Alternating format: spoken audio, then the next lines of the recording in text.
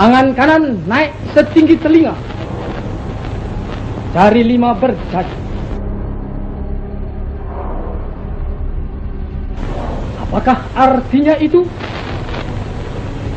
Negara kita telah merdeka.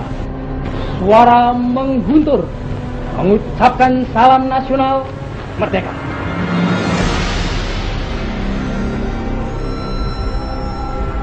Dan kita siap sedia mempertahankannya, walau dengan jalan yang bagaimanapun juga.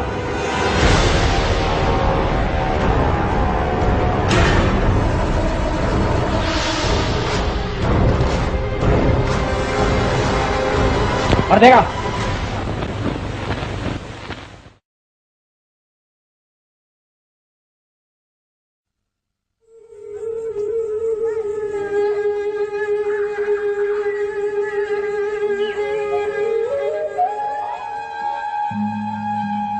The family, we were just all at home, the kids, my sister-in-law was in the house, my 2 children, and Hood was there. I think, as I recollect, I just got on a car and went to work. The 30th of September, I was at home with my children. The 30th.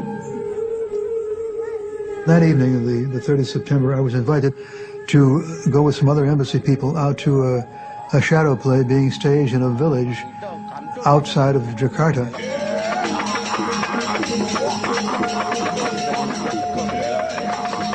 And it was a lot of fun.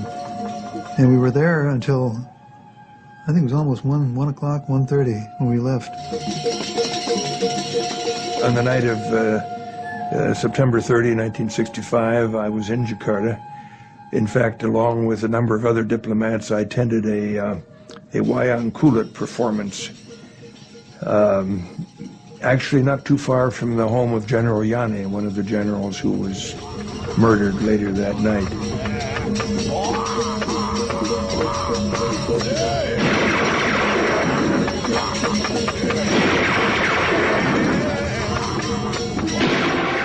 On the 30th of September 1965, 6 of Indonesia's most senior generals were dragged from their beds and brutally murdered.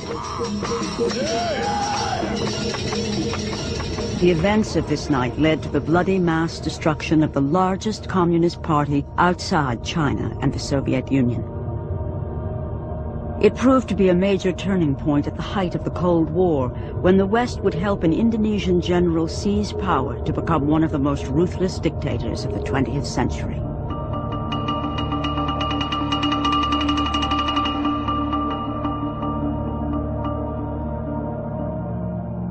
The United States, Britain, and Australia had desperately wanted to see the overthrow of this man, Soekarno, the first president of Indonesia. Sukarno's allegiances were too ambiguous for the black and white politics of the Cold War.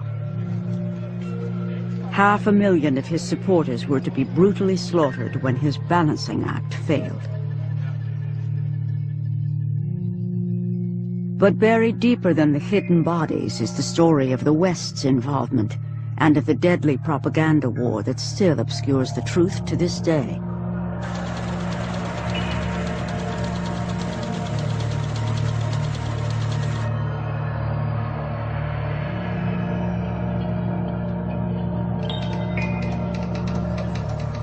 Popular understanding of what happened came from the reporting of a few Western journalists who were in Indonesia at the time. But it was a difficult story to cover, and what they did report was manipulated, cut, and buried in the back pages. This film tells the tragic story of what many would still prefer remain buried as a forgotten footnote of the Cold War. The man who came to power, General Soeharto, established one of the most durable and corrupt family regimes of our time. He and his army have the sinister distinction of murdering more of their own people than any other regime supported by the West.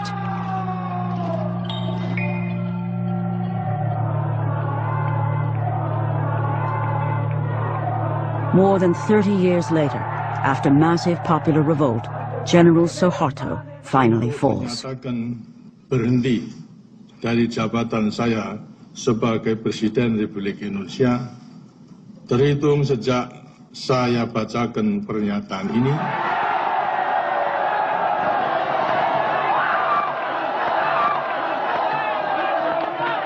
With General Soeharto out of power, some Indonesians now feel bold enough to question the corrupted versions of their history.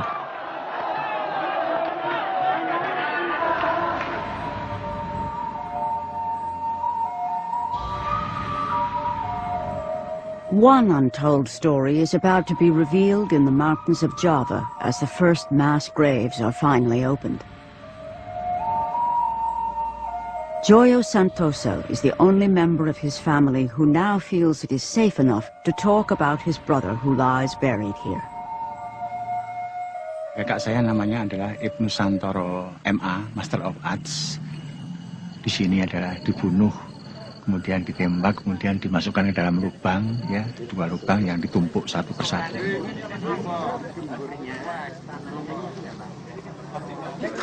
Ibnu Santoro was dumped in this hidden grave, along with 22 others branded as communist sympathizers.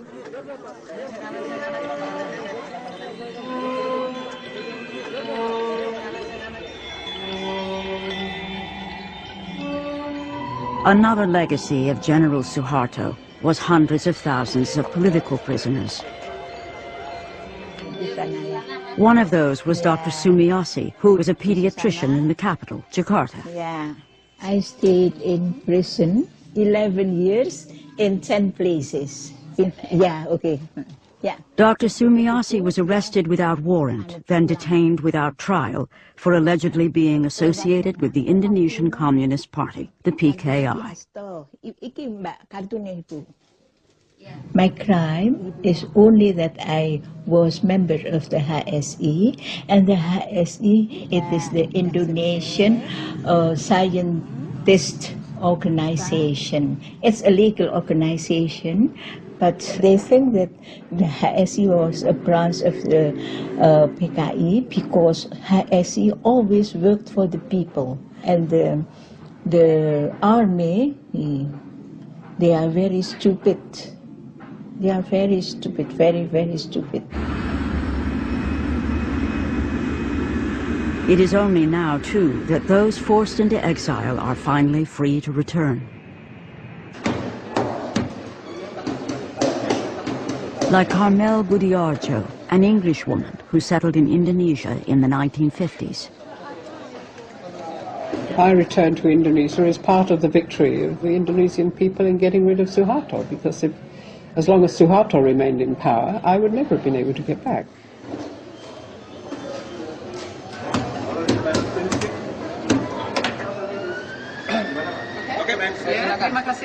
Carmel Budiarjo spent 4 years as a prisoner of Soeharto. My name was still there on the blacklist, even though I have a visa. They were under the impression that they would have to go to the commander of the army to get clearance for me. And then suddenly, everything vanished, all the problems vanished, and they said, oh, you can go in, it's all right. Carmel is now a human rights campaigner.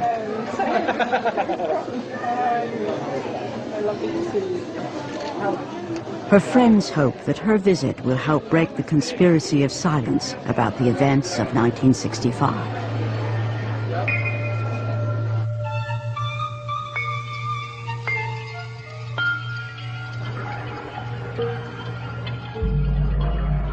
Who was this leader of Indonesia that the anti-communist West was keen to depose?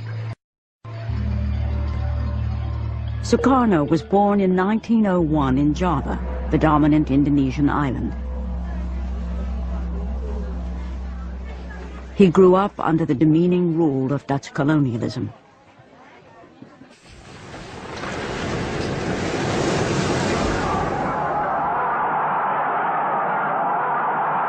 Soekarno was an ardent nationalist who led Indonesia's independence movement. He became president of the new Republic of Indonesia in 1949.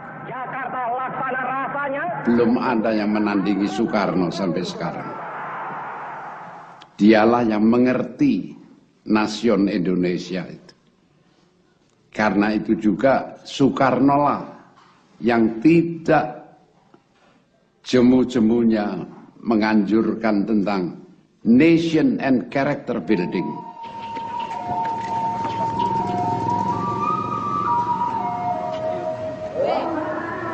President Sukarno's ambition was to unite a new nation from a clash of cultures, languages, and the world's main religions.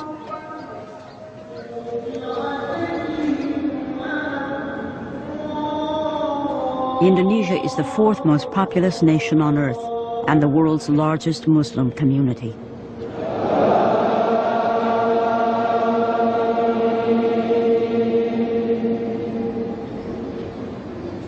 Kepribadian banteng. Maka karena itu, ayo maju terus, jebol terus, tanam terus. Sukarno thought he could preserve his own one-man rule by balancing the competing ideologies inside his country. I tolerate all ideologies. The nationalist ideology, the religious ideology, the communist ideology. So far, they are not making trouble or damage to the Indonesian state.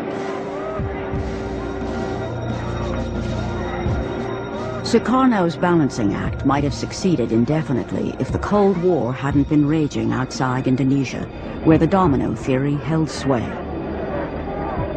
Here's Indochina. If Indochina falls, Thailand is put in an almost impossible position. The same is true of Malaya with its rubber and tin. The same is true of Indonesia. If this whole part of Southeast Asia goes under communist domination or communist influence, Japan must inevitably be oriented toward the communist regime. America says welcome in a big way to President Sukarno. Vice President Nixon and State Secretary Dulles are on hand at Washington's National Airport. As leader of the highly strategic Indonesian domino, Sukarno was courted by leaders on both sides of the Cold War. He attempted a policy of neutrality, believing this was the best way for his young nation to gain assistance from East and West. May God give us, America and Indonesia, the best friendship which has ever existed between two nations.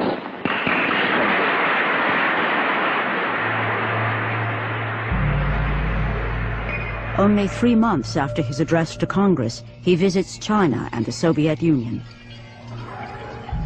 This was interpreted by Washington as going over to the communist enemy.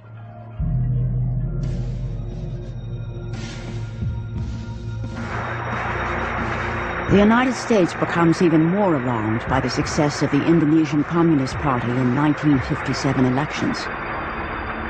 Indonesia is now seen as a questionable ally.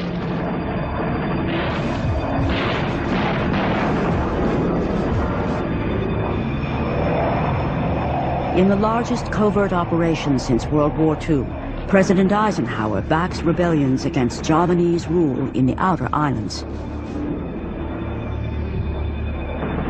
Let's face it, the United States made a horrible blunder in 1957-58 in supporting an independence movement within Indonesia.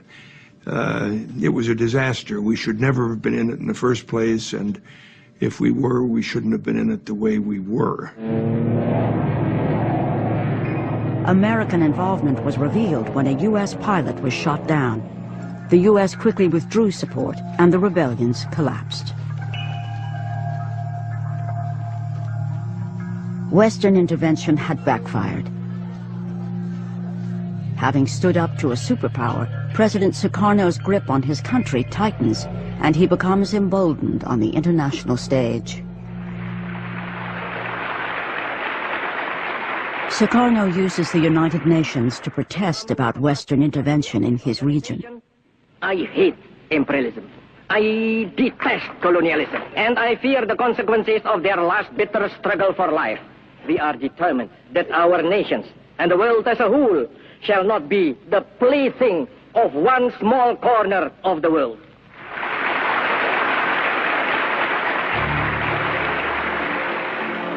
Shortly afterwards, Britain moves to form the new state of Malaysia on Indonesia's border.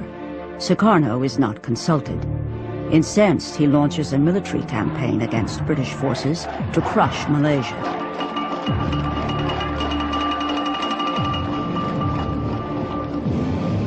Britain's top propaganda specialist, Norman Redaway, is sent to Singapore to take charge of Britain's propaganda war.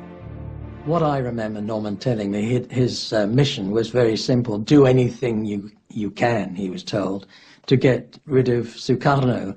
And he was given a budget. It was a matter of hundreds of thousands of pounds. Soekarno had a well-deserved reputation as a womanizer. The CIA had tried to undermine him in the eyes of his people by producing a pornographic film with a body double wearing a Soekarno mask.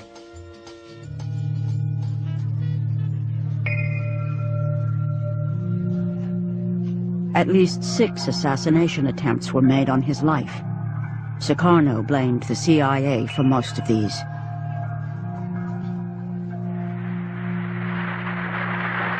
National Congress of the Indonesian Communist Party open. By the 1960s, under the leadership of Chairman Aidit, the PKI had become the largest communist party outside China and the Soviet Union, with over 3 million members.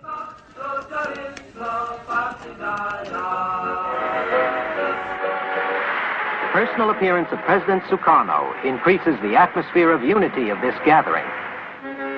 Soekarno himself is a nationalist, not a communist, but he depends on the Communist Party because it can mobilize mass support for his political objectives.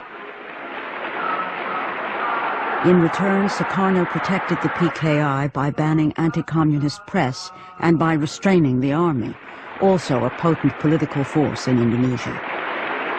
The chairman of the Communist Party had outlined a new approach of a kind of parliamentary road to power.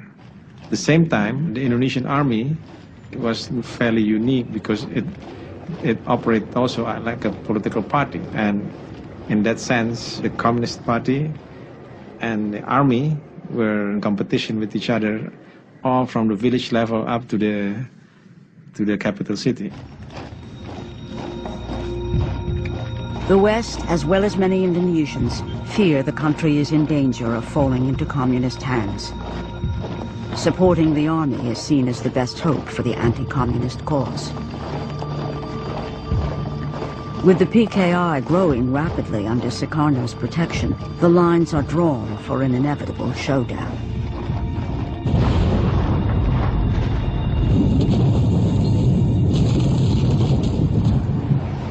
To the north, by 1965, the United States is escalating the war in Vietnam.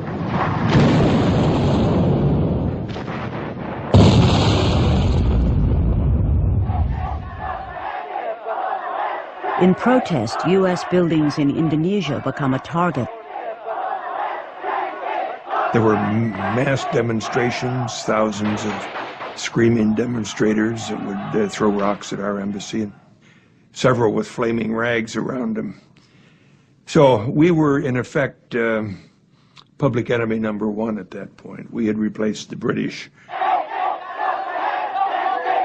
Anti-Vietnam War protests are also the order of the day at the University of Wisconsin, where Ibnu Santoro has been studying economics for the past 5 years. Jadi dia 2 tahun selama di USA, dia mendapatkan ijazah MA. Kemudian dia mengambil doktor PhD dengan tambahan 3 tahun lagi. His friends from Wisconsin say he loved JFK, democracy, and the American way of life. But Ibnu's fate was to be sealed by the politics of his day. Tapi karena ada konfrontasi antara Amerika dengan Indonesia pada waktu itu, jadi semua mahasiswa yang di Amerika, Indonesia ditarik lagi ke Indonesia semuanya, termasuk kakak saya, berikut dengan keluarganya. Returning home to a country being polarized by Cold War politics, Ibnu gets a university job by joining the Indonesian Graduates Association, a group associated with the Communist Party. Tensions were also rising in the countryside where the PKI had been enforcing President Suekarno's land reform program.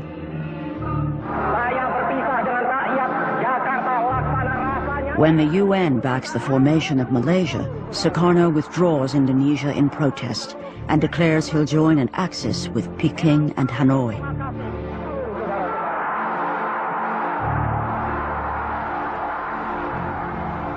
President Suekarno has now gone too far for the West. For nearly 15 years, he'd balanced both sides of the Cold War. By 1965, Suekarno appeared to be siding decisively with the communists. The West, with Machiavellian logic, hoped the Indonesian army would step in.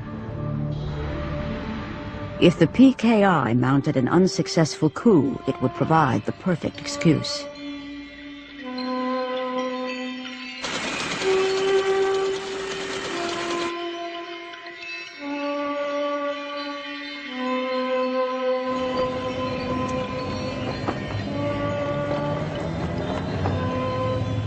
Certainly, 1965 was the height of the Cold War. Vietnam was very important for the Americans, and the war wasn't going too well. The Marines had landed, but they had taken some bad reverses. And so when it appeared that at the back door, Indonesia was about to go completely into the communist orbit, there was a lot of concern. There was a lot of fear. Then Suekarno appears to collapse at a public reception, raising the stakes even further. There were rumors that his kidney was failing, and of course put the army on high alert. It did raise questions. If he's sick, what will happen if he dies? Who will move? Who will take over? The PKI do it by themselves? Will the army do it? Will God knows who else do it?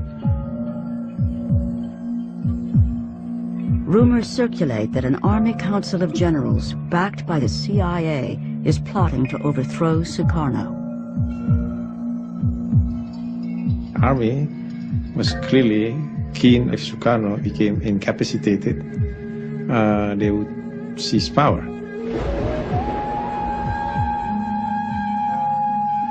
Ani raga patut waspada. Apa angon waspada dharma ne jalan gisi. Angon munahang sahanane ngomo darawake bedewa rado cicing boros dugas pidan sing kita ane tatak tutuk rakyat tadi sengsara lantas tuh.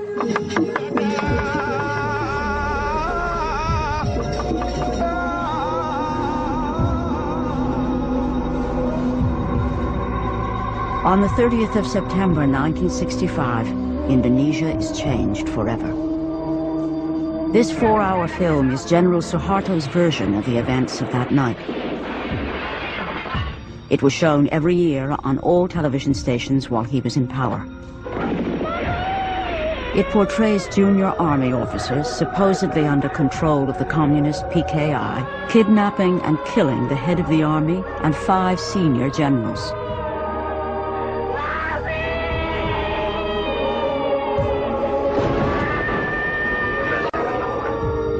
General Soeharto puts down the so-called 30th of September movement and heroically saves the nation. It's all over in less than 24 hours. My God, they said, well, they've done it. And then the air attaché came running in and said, there were the servants in his house said they were shooting out in back of his house. Some general got hit, they said. Turns out to be Panjaitan, who lived right behind him there. So, well, this was beginnings of a very upsetting environment. But we didn't know what the heck was going on. The morning of October 1st, when Time magazine called me and said, Don, there's been a tremendous coup. We don't know what's going on, but we know that 6 of the top Indonesian generals have been killed in this slaughter overnight. And we don't know whether Suekarno is behind it, what's going on, but you're the only person, the only journalist in Hong Kong that has a visa. 3 days after the murders, the bodies of the dead generals are discovered in a well. President Suekarno has appointed General Soeharto to restore security. Soeharto personally witnesses the exhumation. Soeharto also closes down the civilian press. The army-controlled newspapers run false but graphic stories telling how communist women had tortured and mutilated the generals, gouging out their eyes, cutting off their sexual organs, and dancing over their bodies.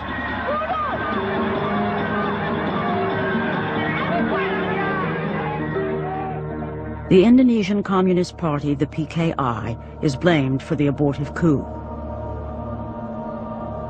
The first big event I covered in Jakarta was the funeral of the 6 generals.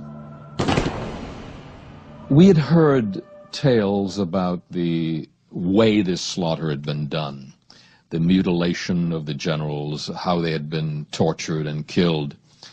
And we had no way of knowing it. We didn't speak to any eyewitnesses.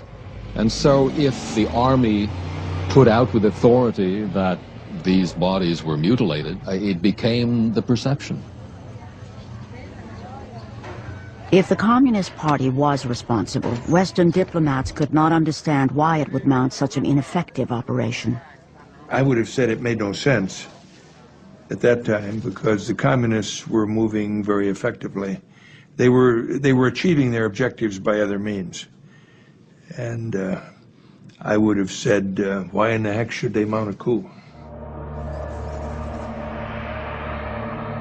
It was known that the murders were carried out by junior army officers calling themselves the 30th of September movement.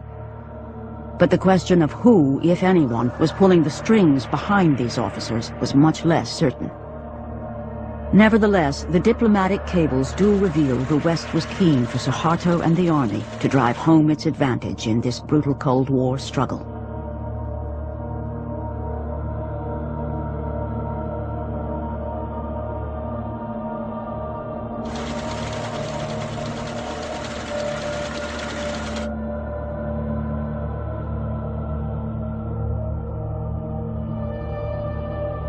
In the 3 or 4 weeks following the putsch, Norman Redaway put together a radio program which was then sent back into Jakarta and broadcast to Indonesian people, in the Indonesian language of course, purporting to be an Indonesian-sourced program. They were putting back a highly coloured version of the story that Soeharto and his men were putting about.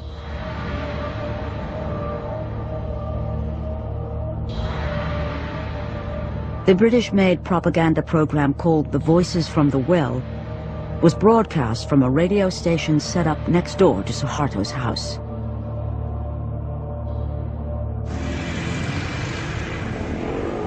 The army set up a new tabloid to spread stories of the bestiality of the PKI. They emphasized that women will sink to utmost depravity under the godless communist influence. It didn't have to take great skills for the army to whip up sentiments against the communists. At the same time, I think the whole party was still left in the lurch because they still were in the mode of the parliamentary road to power. So they were essentially defenseless and armed without arms. Exactly the situation Aidit was worried about. Chairman Aidit, the communist leader, went on the run in Central Java, telling people to defy the accusations against them by carrying on as usual. It was advice that would prove fatal for many. PKI members in President Soekarno's cabinet were arrested, and other senior leaders secretly executed. Soekarno was rapidly losing his grip on power. He appealed for calm, but was powerless to protect the Communist Party he had courted for so many years. After the 30th, when we heard about the rebels, we had very many books from Leninism, Marxism, and so on. My husband said that we we must burn it.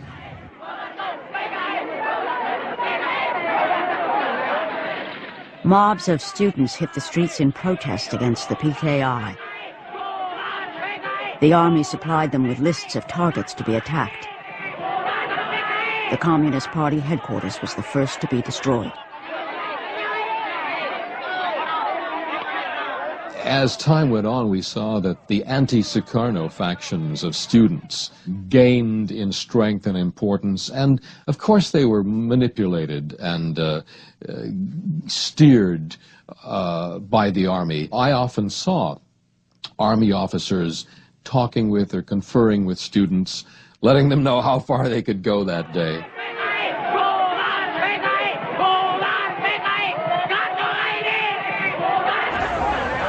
From far, I saw a fire and saw so many people crying, praising, exciting, and so on. And I said to my driver, "Oh, stop, say, you must, we should drive on." Dr. Sumiyoshi was coming home from work when she saw her house in flames. Did you ever go back to your house, or was that the last? Oh, no, not anymore to my house. It's already destroyed by the 2 or 3 trucks hired by group of Soeharto. Dr. Sumiyoshi and her husband left their 3 children with relatives and fled.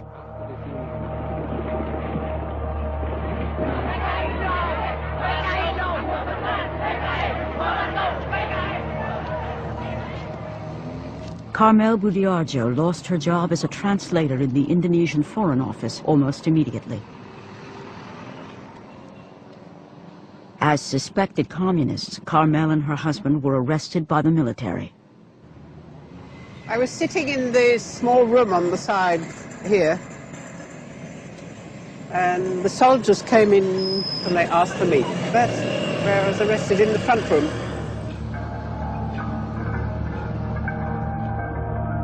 When we were sitting in this jeep taking us out of town, the fellow who was in charge, he said, "You have to blindfold." And that completely destroyed me, because I just couldn't understand why they were doing this. So I became hysterical then. And of course you always have the worst idea of what was going to happen. You know, going to be taken off and shot or something like that.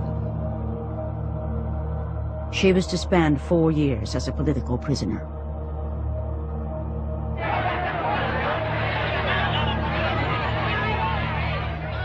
In the capital city, even people with the most tenuous links to the PKI are arrested en masse.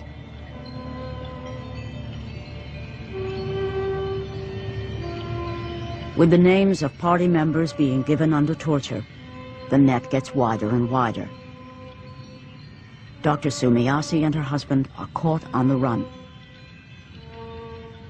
When Sueharto called me for an interrogation, and he is very, very cruel, he said, "Are you a member of the PKI? Oh no.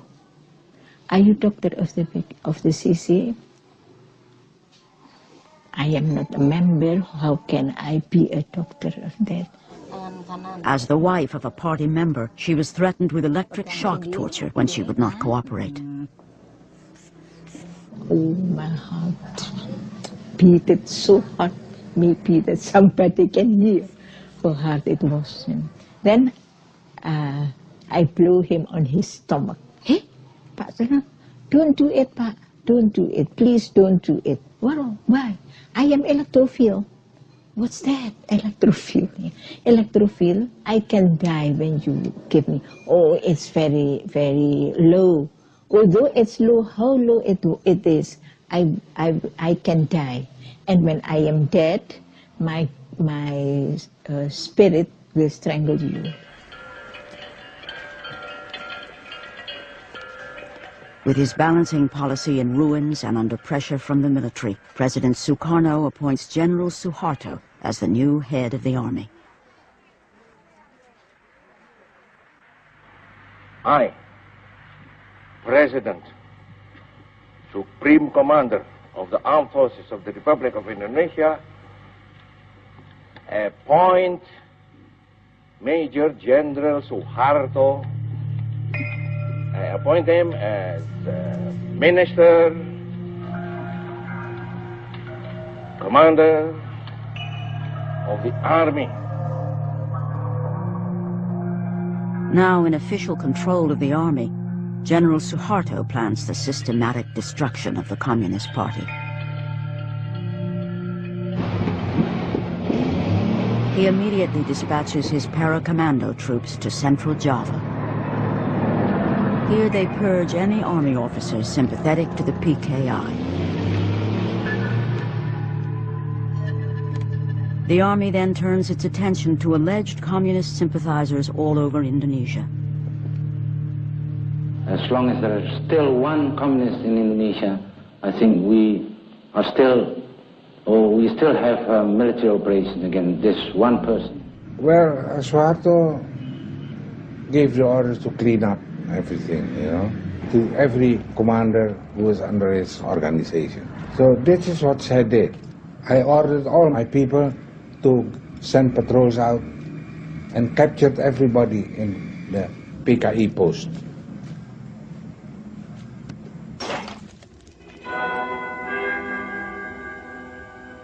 Captured PKI leaders at first stuck to their principles of keep your mouth shut, or you don't know anything, can't do anything, and don't understand anything.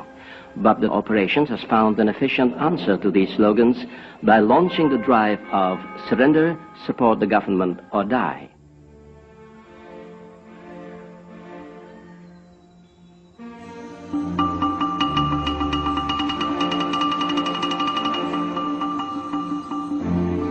The district of Prambanan, known for its 1,000-year-old Hindu temple, was one of the first to feel the wrath of Suharto's ideological cleansing campaign. The army swept through Java, looking for communists, stirring people up, and they came upon many peasants, and the soldiers would say, you're PKI, you're a communist. And the poor peasant farmer would say, what do you mean PKI? What are you talking about? And the interrogation would go on, and the farmer might say, oh, you're talking about those guys who came around and offered us seed at cheap prices. Oh, yeah, sure. We signed up with them, but that doesn't mean I'm PKI. I wasn't a communist. Those are just fellows who helped me out when things were tough. And certainly they did kill communists. They also killed a lot of people who were probably not communists.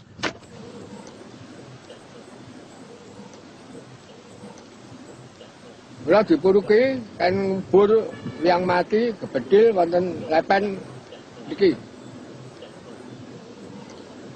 Sore gawe luangang nek anu nggih bubur. Ana sing sederek niku nggih akeh ning kula mboten ngerti. Wong Gililang kok lesawengi. Nek sing Klaten wong edan, nek sing Prambanan wong Kulon.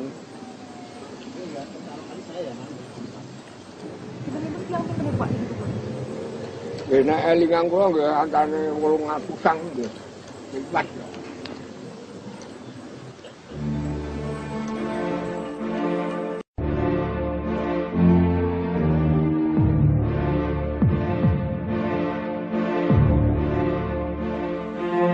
The army was in complete control. You couldn't get 10 feet out of Jakarta without proper papers and permission from the army.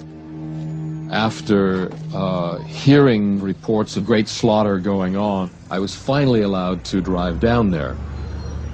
At that time, there were 2 or 3 military trucks filled with civilians, families, men, women, children. And we were told these were communist suspects. This wasn't something I was supposed to see, but I can recall that day there was something like 2,000 people just in that one day being rounded up and taken to a central holding place. One of the most amazing things was that you had a major, massive communist movement done in with weaponry and power and force that was contributed by the Soviets, which is, there's a tremendous irony in that, and we can't help but take a certain satisfaction in that.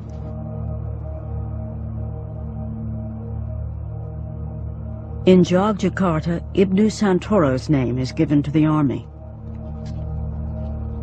Jadi itu tepatnya adalah tanggal 10 November tahun 1965, ya. Kakak saya didatangi oleh dua polisi militer, ya.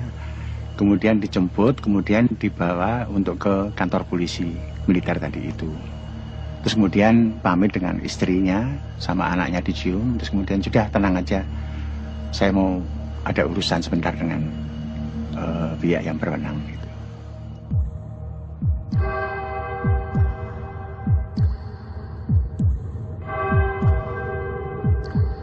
Ibnu Santoro is taken to this interrogation center, only a few hundred meters from his house. Here he is detained and tortured. Kalau ditahan di situ, kemudian tiap hari dia datang mengantar makanan, minuman, pakaian, juga rokok.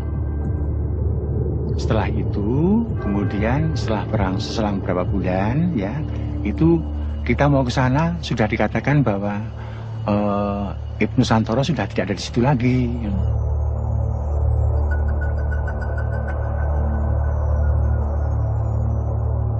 Ibnu is taken on a 4-hour drive with 22 others. One of Ibnu's fellow prisoners on the truck manages to write a list of everyone's names on the journey that day. He persuades one of the soldiers to draw a map of their final destination, which makes it back to relatives.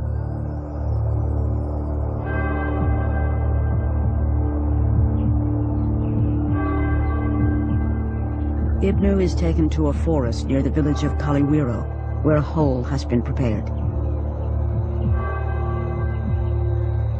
Here he is shot in the back of the head.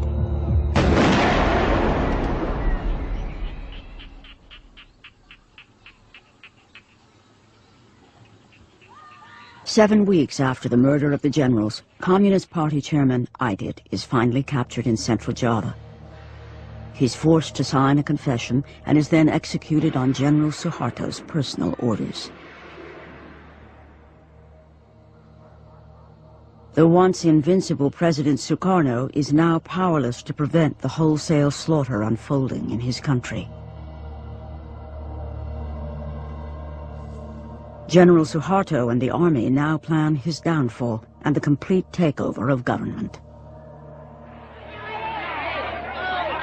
The military arms civilian death squads and supervises further mass killings. This man was part of a Muslim militia gang in East Java in 1965. Sometimes, all the students were collected in a certain place and then instructed by a certain leader from the army, and they distribute to us a number of people, and ask us to kill them. So we know exactly that this is organized. The U.S. provided secret financial assistance.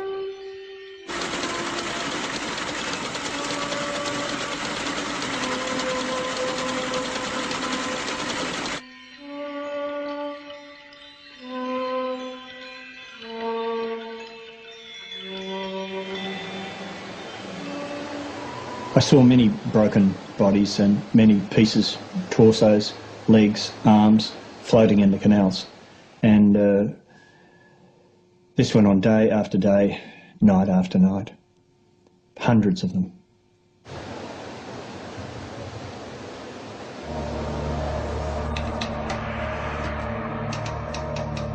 Although there were several journalists inside Indonesia filing reports, the true story of a one-sided slaughter did not immediately reach the Western public. I reported many interviews of catastrophic occurrences but a lot of them didn't see the light of day in newspapers. I wrote a daily file for Time magazine, and I also sent reports to the BBC and to NBC News. Most of my material was going through other journalists who were staff people in Singapore, and they would edit my stories, discard my stories, because they didn't believe them. It's incredible that they could second guess and kill my stories that I was gathering on the spot. In the mid-1960s, at the height of the Cold War in Southeast Asia, stories that might engender sympathy for communists were not welcome. In this context, most newspapers and broadcasters reported the Army's death squads as engaged in a civil war. There really was no sense that there was a centrally organized slaughter of alleged communists. It was being presented from all directions as a sort of running battle going on between, you know, organized communism and an organized army. It was a cleaning up operation. It was not a slaughter. The word slaughter didn't pass anyone's lips at that time. The scale of it was not understood.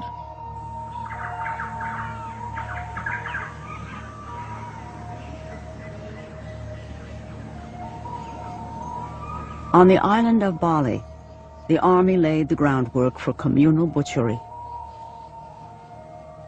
Propaganda teams toured the countryside, spreading stories of PKI plans for women to seduce and castrate soldiers to obtain weapons.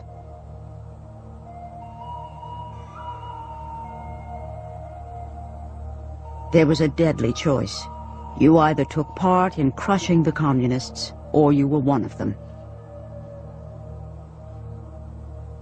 I was told by General Sawa, Eddie, that whereas his boys, as he put it, had to encourage and stimulate the killing in Java, the killing in Bali was so intense that they had to stop it. They had to put a stop to it. Di sini banyak sekali orang dipotong.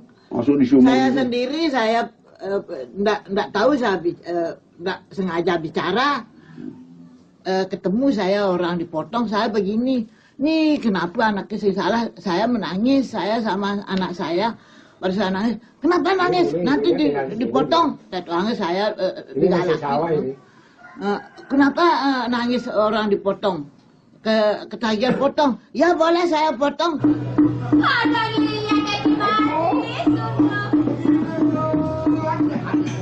Today, the tourist brochures sell Bali as an exotic paradise. They don't mention that 80,000 people were butchered here in the space of only 2 weeks.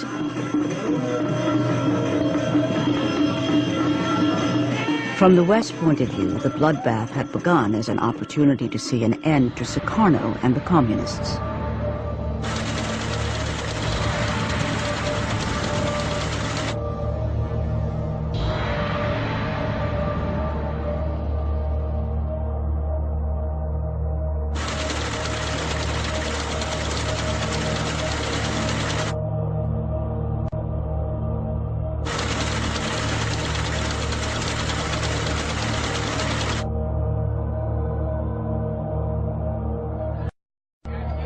Some news organizations outside Indonesia were instruments for broadcasting Western propaganda into Indonesia.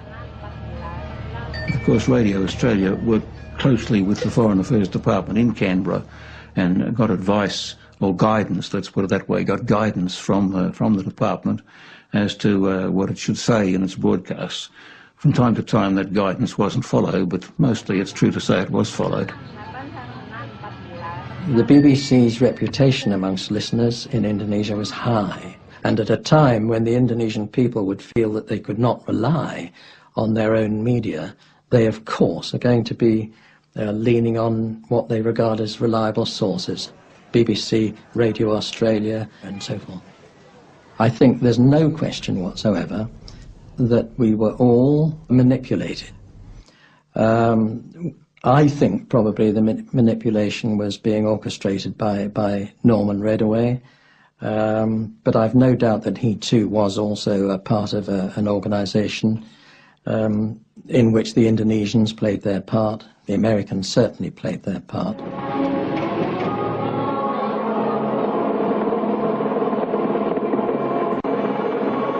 Six months after the murder of the generals, hundreds of thousands of communists and their alleged supporters lay dead. General Suharto's troops surround Soekarno's palace, causing him to flee by helicopter.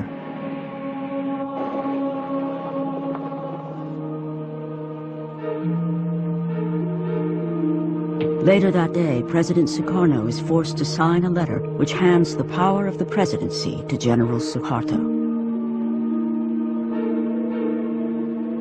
Soeharto immediately uses the letter to arrest 13 members of President Soekarno's cabinet and to legitimize the slaughter of suspected communists. Jelas dan kita semua tahu bahwa kekacauan dan ketegangan sekarang ini disebabkan karena PKI. Saya menggunakan surat perintah ini untuk membubarkan Partai Komunis Indonesia. Kiranya SP 11 Maret itu satu transfer of sovereignty, of authority. Padahal tidak. Despite President Suekarno's objections, General Soeharto had effectively wrested control of the Indonesian state. His takeover was reported as a gentlemanly affair in the London Observer and welcomed in the New York Times, which hailed Soeharto as a gleam of light in Asia. I welcomed the Soeharto regime, and most of the journalists did. It was the first time order had been seen in Indonesia for about 10 years. The Economist in early to mid-1966 started peddling the US line that Indonesia was safer under a disciplined rule. That certainly was true. It was safer. But to deny the level of destruction and the human tragedy that had taken place seemed to me quite idiotic. The majority, I think, of the press was looking the other way. You know, there was no condemnation of it, I think. It was kind of tolerated and accepted. In fact, a kind of welcoming that Indonesia was joining the fold of the anti-communist movement. The Indonesian domino ultimately fell on the western side of the Cold War divide. Compared with getting bogged down in Vietnam, it was seen as a clear victory for anti-communism and for President Lyndon Johnson. Visiting Vietnam later in 1966, LBJ was to invoke Indonesia as a rallying point. He told US troops that their exploits were the reason why people in Indonesia were enjoying freedom that they didn't previously have.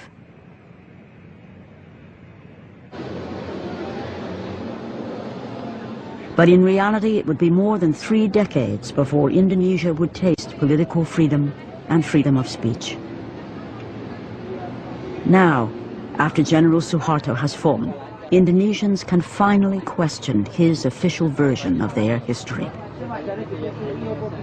Like Professor Arif Budianto, the forensic pathologist who in 1965 was called to examine the bodies of the dead generals.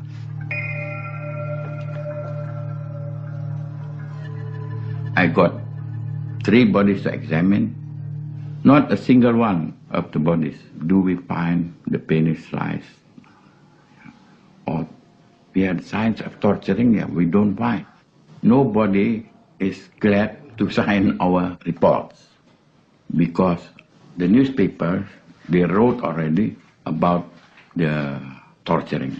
They said the penis too, they cut it off and then they throw it. They play with that, the Garwani's women. Professor Budianto's autopsy report was suppressed under the orders of General Soeharto. Many Western journalists accepted the lurid story without question. Terror and bestiality was a calculated part of the PKI plan. They even had special mutilation squads made up of girls. Sex orgies went on before the torture ceremonies got underway. Eventually, the mutilated bodies were dumped down a well.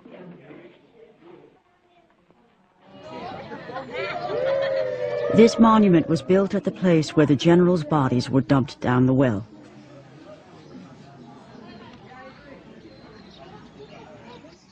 This is what pains me most, to see the women here, because I spent several years together with women who had been tortured to confess that they had perpetrated sexual crimes against the bodies of these generals. And of course we know that that was not true. Their confessions were published in the newspapers. And this was perhaps the most important propaganda weapon that Soeharto used to send people out and kill members of our suspects, communist suspects, family, everything.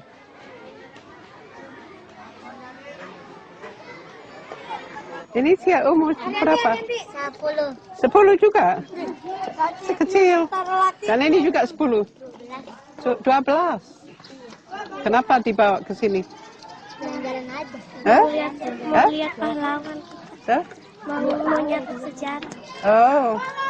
Tapi gurunya bilang ini betul apa yang dilihat sini? Betul. Ya, tapi sebetulnya banyak bohong di sini. Banyak hal yang diuraikan di sini di diorama itu tidak benar. Karena saya dulu juga kenal dengan wanita-wanita yang dikatakan begini, tapi mereka tidak berbuat begini. Jadi ini banyak sekali bohong di sini. Gimana maksudnya bohong? Soeharto itu berkuasa. Jadi dia membuat ceritanya sendiri apa yang terjadi di sini supaya orang benci sama PKI. Dulu kan Sukati itu putar 31 September. Iya. Itu filmnya itu benar apa enggak itu? Tidak benar. Ya. Banyak bohong. They say here these killings shouldn't be repeated. What happened after this was not 6 people being killed, but more than 600,000 people killed. And these are the people I'm thinking of now, because I think they deserve a monument for the way in which they were killed.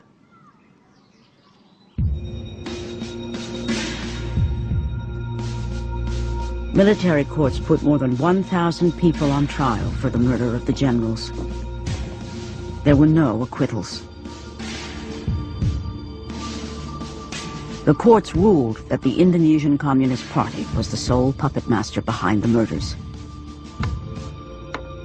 Over 70 death sentences were handed down for the crime of having prior knowledge of the plan. But it's far from clear who else had prior knowledge of the plan to kidnap the generals. True responsibility is variously attributed to President Sukarno, General Soeharto, and Western intelligence agencies.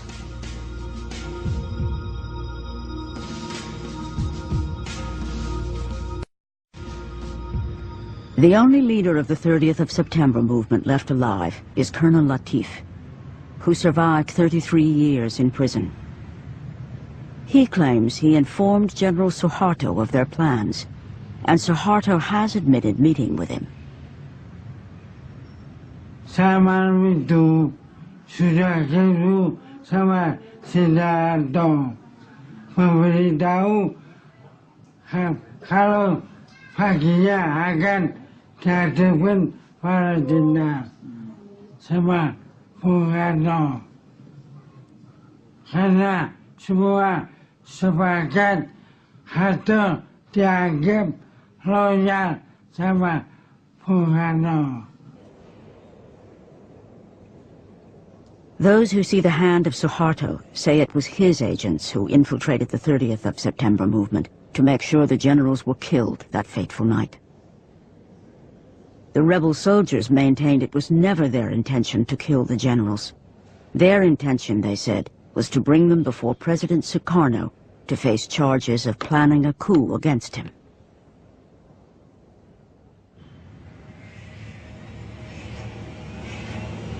President Sukarno was put under house arrest for his supposed involvement.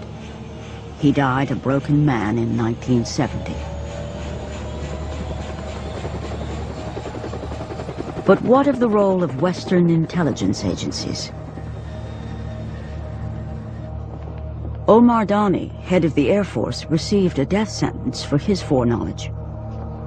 Released after more than 30 years in detention, he clings to a view that many Indonesians like to believe. I think that the CIA is fully involved. And Soeharto cannot do that because at that time, I don't think that not one general has the capacity to arrange such an intricate and so complicated operations. As CIA station head at the time, Hugh Tovar denies the CIA had any involvement in the conspiracy. In my time, 64, 5, and 6, the CIA was never told to do any such thing. The CIA was sent out there to collect intelligence and report it to headquarters and to tell us what in the name of heaven is going on in that crazy country. You know, that's the way it was. And if the audience can't take that at face value, there's nothing I can say that's going to convince them. What is fully established is that Britain and the US gave extensive support to the army immediately after the murder of the generals, including providing weapons. The full extent will not be revealed until all the documents have been declassified, which could take many decades.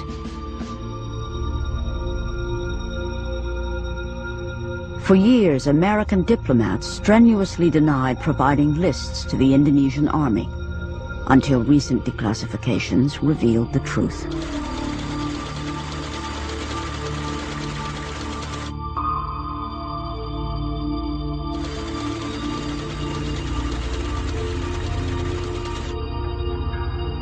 There were lists going around. I don't know who compiled them, but the theory was they're the people who are going to be extirpated next. So clearly there was a method and an organisation behind it all.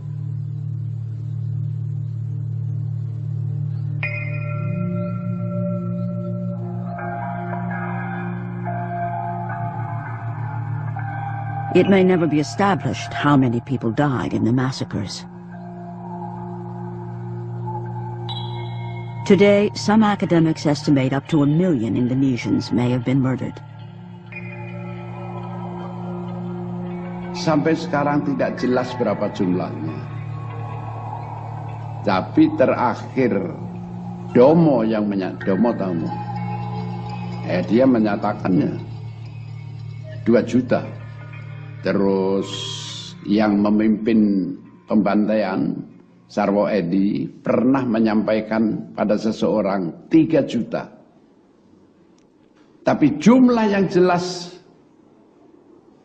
tidak ada yang tahu sampai sekarang. Melayu, ayo Melayu, Melayu,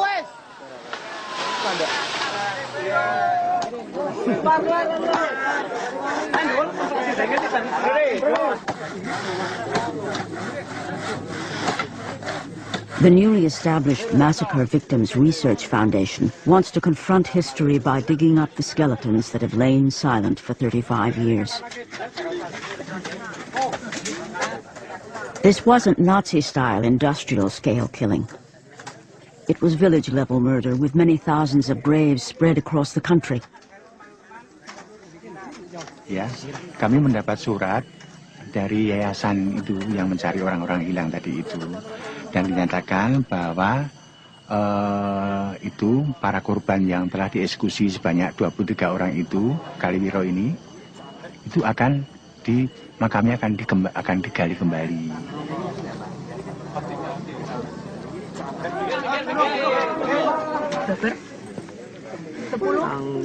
Bulannya 6, 19, 65. Tanggalnya ini.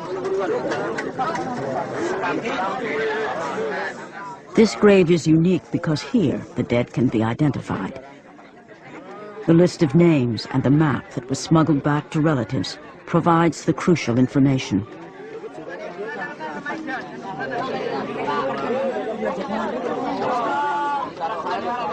Sekarang saat ini ya, setelah kami mengetahui ada kerangka ya yang kalau diidentifikasi ya.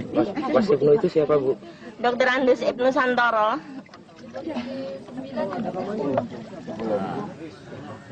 Ya, coba Saya karena ada 2 gigi yang dicabut ya, dan sesuai dengan berita dari dokter yang bersangkutan, ya, dokter forensik yang meriksa bahwa ini adalah kakaknya. Karena pada waktu itu berumur 34 tahun. Ya, itu.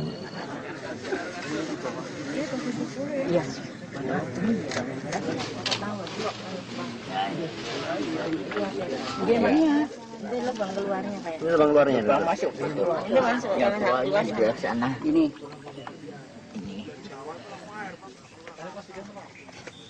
Ke depannya. Nah, ini lubang keluarnya. Di sini adalah dibunuh, kemudian ditembak, kemudian dimasukkan ke dalam lubang, ya, 2 lubang yang ditumpuk satu persatu tanpa ditumpuk kayak apa saja itu, kayak kayak menimbun binatang saja itu. Itu saya merasa sakit. Tapi itu kita sebagai seorang Islam Muslim ya, yang beragama ya, itu semua kita kembalikan kepada Yang Maha Kuasa. For Indonesian Muslims, it's traditional to make an annual visit to the graves of their relatives. These families can now rebury their lost relatives in accordance with their beliefs.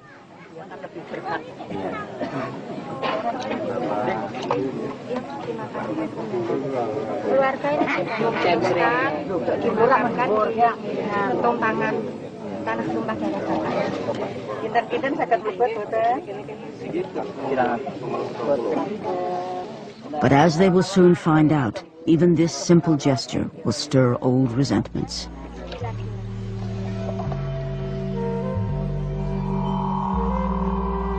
An estimated 600,000 political prisoners were held without trial in the early years of Soeharto's rule. Carmel Budiarjo recalls sharing a prison cell with Dr. Sumiyosi. What always sticks in my mind about Dr. Sumiyosi was she said, we must not succumb to their bullying. And the way we don't succumb is by staying healthy. We have to survive. The two women haven't seen each other since prison 30 years ago. Hello, how are you? Yeah.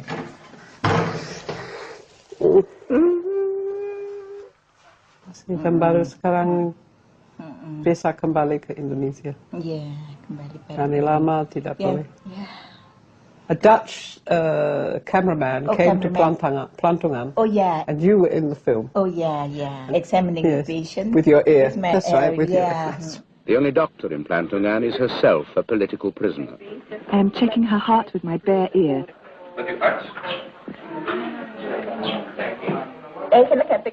Actually, I need a stethoscope, but there is no stethoscope.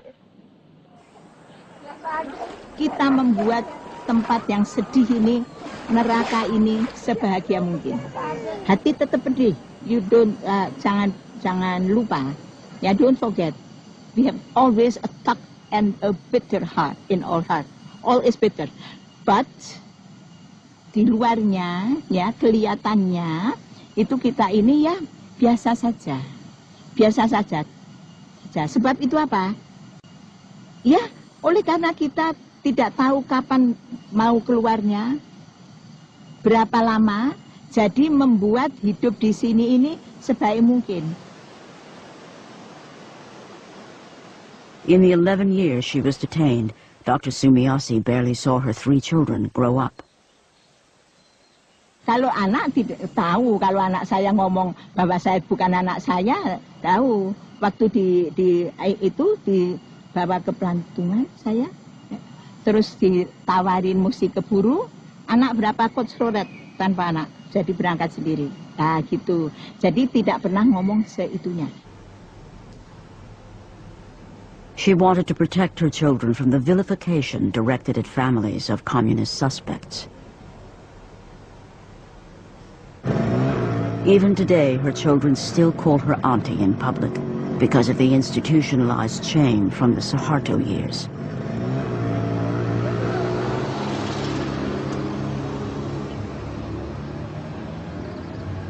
After her arrest, Carmel Budiarjo's teenage children fled to London, where they lobbied for their parents' release. After 4 years, she was let out of prison and told never to return to Indonesia. Her husband was detained for a further 8 years. Carmel established a lobby group to draw attention to the plight of political prisoners. Other critical human rights issues in Indonesia soon took over, like East Timor. I remember reading about what was happening in East Timor. I really wept, because we knew what the army was capable of. We had tried, I mean, our particular efforts were obviously devoted to getting the British government to stop selling arms. I mean, for so many years we had pleaded with them, and they just wouldn't listen.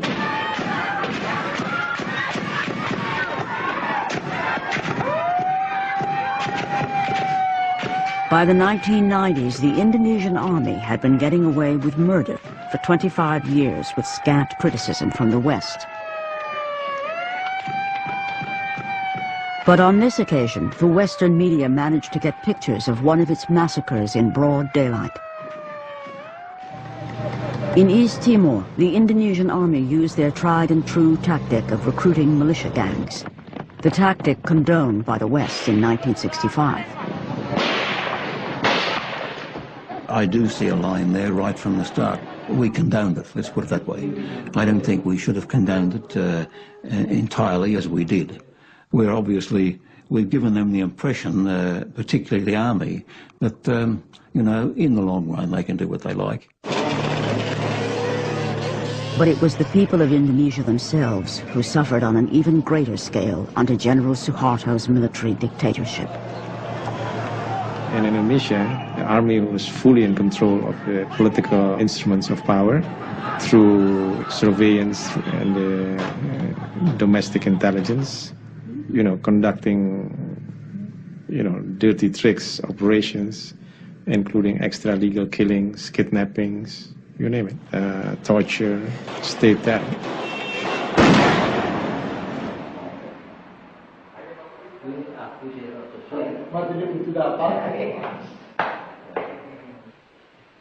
Today, General Soeharto may be out of power, but reburying the bones exhumed from Kaliwiro is a highly sensitive issue.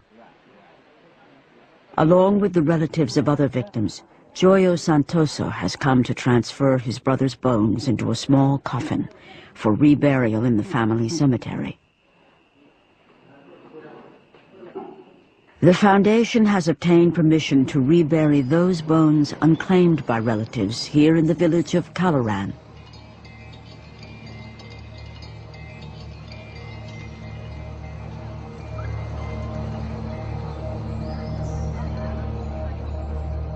Local Muslims object and blockade the house.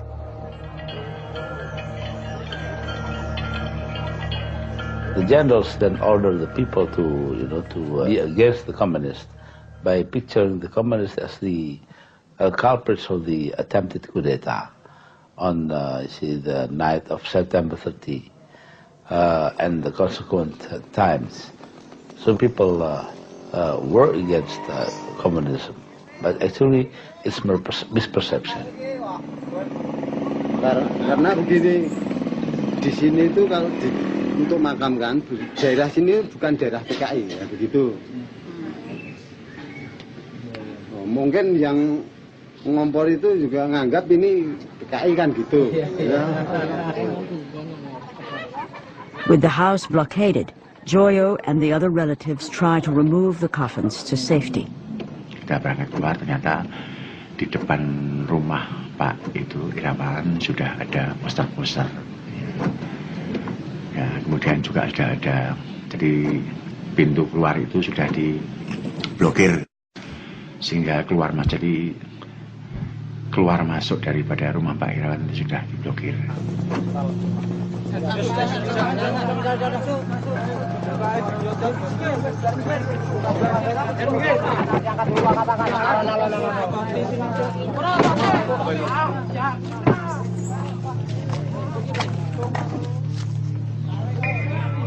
Nah, kemudian mereka sempat memancing emosi ya dengan jalan penempeleng itunya, sopirnya, keneknya. Terus kemudian Bu Sri juga semacam diperlakukan dengan kasar ya gitu. Kita ke sana nanti.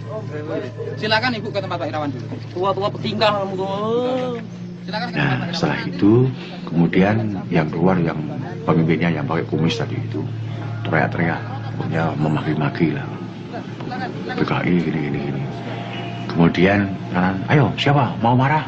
Ya, sambil mengeluarkan pisau belati. Yang mau marah saya bunuh.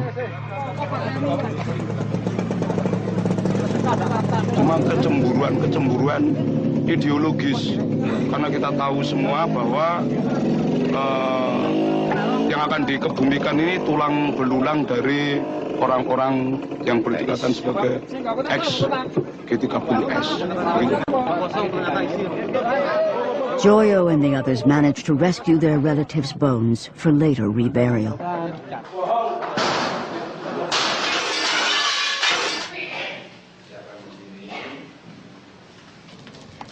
The mob attacks the house and burns the empty coffins while the police stand by. They later destroy the house completely.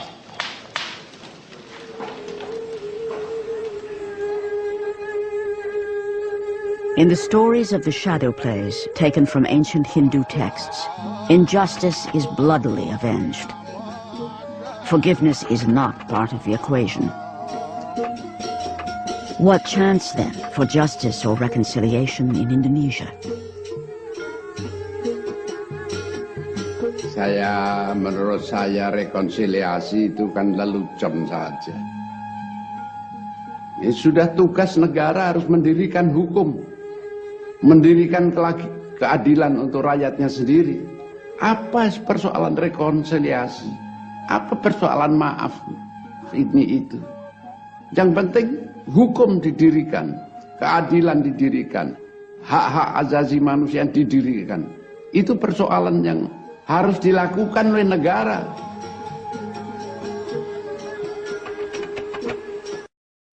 We have to be honest to history. If we did a wrong thing, then we have to apologize for it.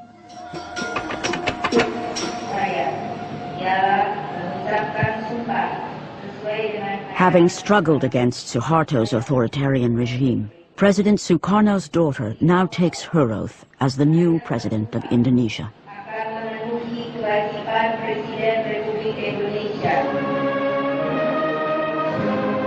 Like her father before her, Megawati Soekarno Putri must balance the volatile forces inside her country. The military remains powerful. Her only counterweight is Indonesia's fragile democracy and the shaky rule of law.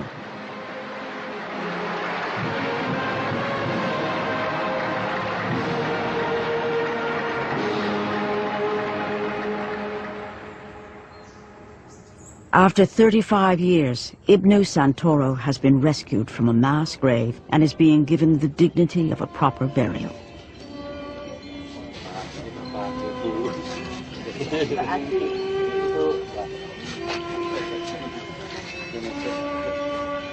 One person among the countless victims of this Cold War massacre is finally laid to rest. But in today's Indonesia, the ghosts are very much alive.